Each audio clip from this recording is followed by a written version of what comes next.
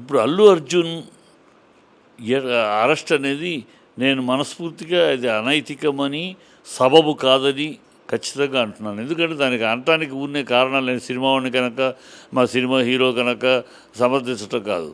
జరిగింది దారుణం, ఖచ్చితంగా జరిగింది. ఒక ప్రాణం పోయింది. ఆ ప్రాణాన్ని ఎవరు తిరిగి తీసుకురాలేరు. బిడ్డడు ఇంకా డేంజర్లో ఉన్నాడు. అది ఇంకా బాధాకరమైన విషయం. అది ఎవరు కాదనలేరు.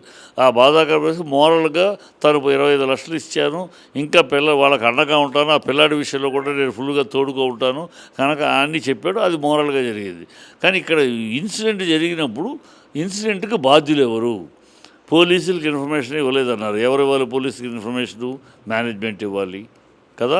పోలీసులు లేటుగా చెప్పారు అన్నారు. అది ఎవరు లేటుగా చెప్పారు? మేనేజ్మెంట్ బాధ్యత. టికెట్లు కొన్న వాళ్ళందరినీ థియేటర్లోకి పంపించకుండా బయటే ఆపారు. ఎవరు ఆపారు? Theatre management. ఈ థియేటర్ మేనేజ్మెంట్ తప్పులు పెట్టుకుని అతను ఒక 3 గంటలకు సడన్గా రాలేదు. 3 గంటలుగా హల్చల్ మొత్తం సోషల్ మీడియా అంతా సంధ్యా థియేటర్కి అర్జున్ వస్తారు, ఐకాన్ అర్జున్ సంధ్యా థియేటర్ 3 గంటల నుంచి ఉంది. మేనేజ్మెంట్ గంట ముందే చెప్పారని పోలీసులు చెప్తారు. ఆ తప్పు ఎవరిది? మేనేజ్మెంట్ది. తనదేం ఇట్లా అవుతుంది? తనది కాదు కదా. తను ఎలా దోషి అవుతాడు? ఒక విఐపి సపోజ్ మన ఇంటికి ఒక విఐపిని పిలిచాం. మన ఇంటికి ఒక విఐపి వస్తున్నాడు. పిలిచావు అసలు మన ఇంటికి ఒక విఐపి వస్తున్నాడు. ఆ విఐపి వస్తున్నాడంటే ఆ వచ్చే అతనికి కావాల్సిన సదుపాయాలు వస్తున్నాడంటే జనాలు వస్తారంటే దానికి ఏంటి అరేంజ్మెంట్స్ జాగ్రత్తలు మనం తీసుకుంటామా?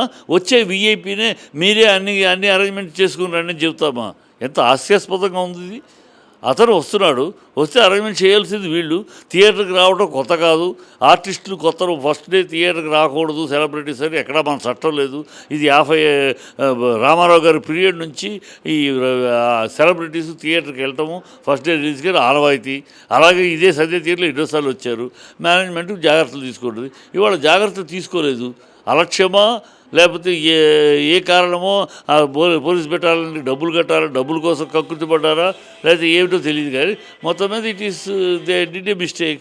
అది మేనేజ్మెంట్ వాళ్ళ తీసుకుంటే యాక్షన్స్. ఇప్పుడు ఎందుకు వాళ్ళు ఆల్రెడీ వాళ్ళ మీద మేనేజర్ మీద అరెస్ట్ చేసి లోపల పెట్టారు. అయితే అదేమి పోలీసులు గొప్ప పని చేసినట్టు ఎవరు ప్రజలు పట్టించుకోవట్లే. అందుకని అర్జున్ లోపల వేస్తే ఆహా పోలీసులు ఎంత ఘనంగా చేశారు, అర్జున్ లాంటి హీరోని కూడా లోపలేశారు, పెద్ద ఘనత వహించిన పోలీసులు అని వీళ్ళ క్రెడిబిలిటీ వస్తుంది. ఆ క్రెడిబిలిటీ కోసం చేశారా లేకపోతే నిజంగా అతను దోషి అవడానికి కారణాలు ఉన్నాయా? ఎట్లా దోషి అవుతాడు అతను? ఇదే మరి చట్టం ఒక చోట ఒక రకంగా ఉంటుంది. ఆ చట్టం ఈ దేశంలో అదే రాజమండ్రి పుష్కరాల్లో 32 మంది చనిపోయారు, 36 మంది చనిపోయారు. దాంట్లో పసిబిడ్డలో వీళ్ళు కూడా ఉన్నారు. వాళ్ళు చనిపోయిన దానికి అప్పుడు చనిపోయినప్పుడేమో మరి దాన్ని నడిపిన చంద్రబాబుని అరెస్ట్ చేశారా? దాన్ని షూట్ చేసిన డైరెక్టర్ని అరెస్ట్ చేశారా? ఇంకా దానికి వచ్చిన ఆర్టిస్టులు అరెస్ట్ చేశారా? లేదు కదా. అది ఇంటెలిజెన్స్ ఫెయిల్యూర్ అని కదా అన్నారు. ఆ జనాలు అన్ఎక్స్పెక్టెడ్గా వచ్చాడు, తొక్కిసలాట అయింది, అది ఇంటెలిజెన్స్ ఫెయిల్యూరు, ఇంతమంది జనాలు వస్తారని తెలీదు అని కదా అన్నారు. ఆ రోజు వీళ్ళని అరెస్ట్ చేయలేదే. మరి ఇవాళ మాత్రం ఇది ఇంటెలిజెన్స్ మేనేజ్మెంట్ ఫెయిల్యూరు. ఇతను ఎట్లా దోషి అవుతాడు? ఆనాడు చంద్రబాబు దోషి కాదు అన్నప్పుడు ఇవాళ అర్జున్ దోషి కాదు. ఇవాళ అర్జున్ దోషి అంటే ఆ రోజు మరి చంద్రబాబు దోషి అయి ఉండాలి. అంటే చట్టం అక్కడ ఒక రకంగా ఇక్కడ ఒక రకంగా ఉంటుందా? ఆ ప్రాంతం ఒక రకంగా, చట్టం దేశం మొత్తంలో ఒకటే కదా, ఎక్కడైనా ఒక రకంగా. ఇదేమి వింతగా ఉంది, వింతపోకడుగా ఉంది. ఖచ్చితంగా అర్జున్ అరెస్ట్ అనేది అనైతికము, సబబు కాదు. ఇది వాళ్ళ కట్ట సాధింపు చర్యలాగా ఉంది. వెనకాల రాజకీయ కుట్ర ఉందా అని కూడా నాకు ఘంటాపదమైన అనుమానం ఉంది. ఎందుకంటే ఈయన బాగా కూటమి యొక్క ముఖ్యుడు అయిన కూటమి యొక్క నాయకుడు అయిన చంద్రబాబుకి అనుంగు మిత్రుడు, అనుంగు శిష్యుడు అనాలా, ఇంకోటి అలా అనుంగు మిత్రుడు, ఏమైతే సహచరుడు ఏదైనా వచ్చు, చాలా క్లోజు కనుక అతని అర్జున్ మీద ఈ కూటమి కక్ష సాధింపు చర్యలు ఉంది.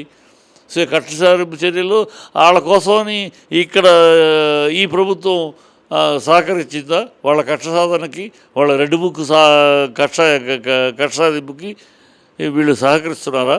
అందుకని ఇలాగూ 2:30కి కోర్టులో ఉండగా ఈ లోపల తొందరగా వచ్చి అరెస్ట్ చేయటం, నాన్ బెయిలబుల్ వారెంటు, ఇష్టం వచ్చిన సెక్షన్లు పెట్టడం అందుకే పెట్టారా?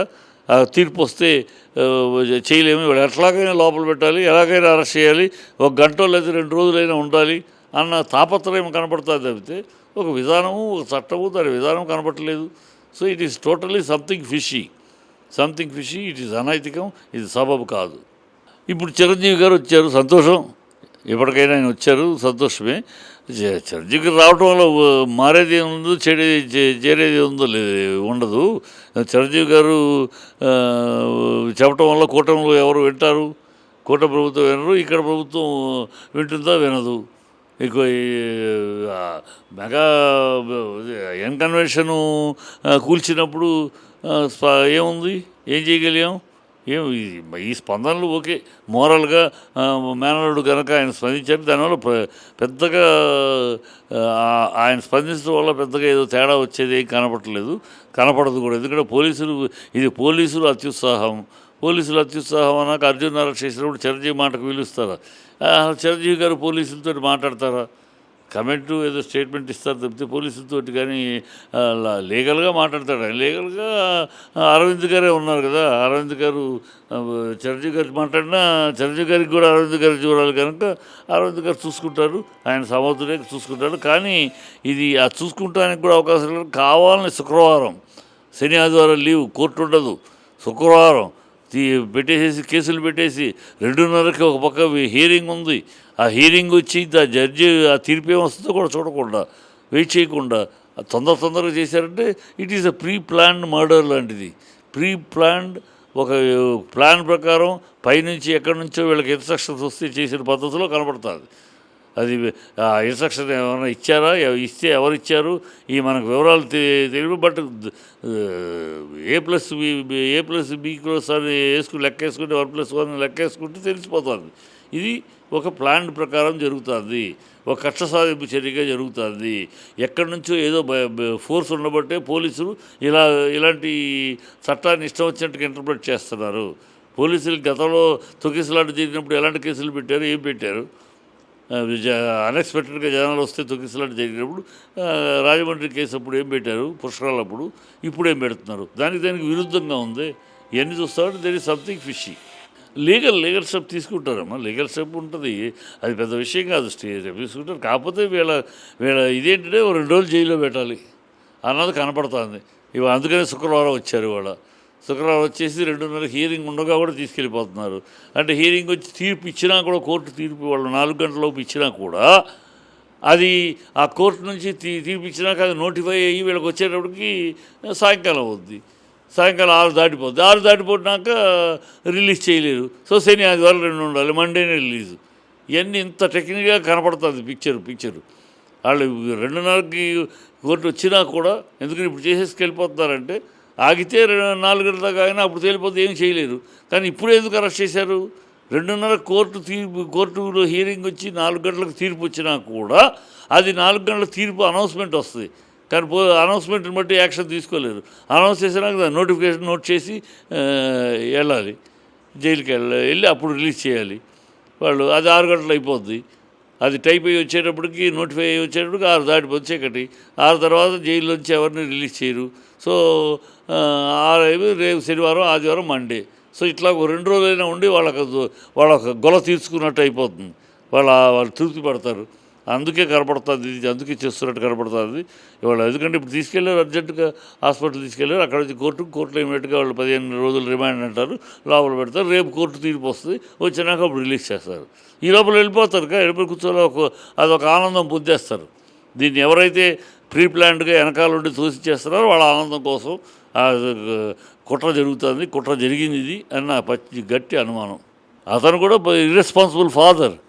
10 ఏళ్ల పిల్లాడు మారాన్ చేశాడని చెప్పి అర్ధరాత్రి ఇంత హంగామా ఉన్న సినిమా థియేటర్కి తీసుకొస్తాడు రాత్రికి. అది ఇర్రెస్పాన్సిబుల్ ఫాదర్.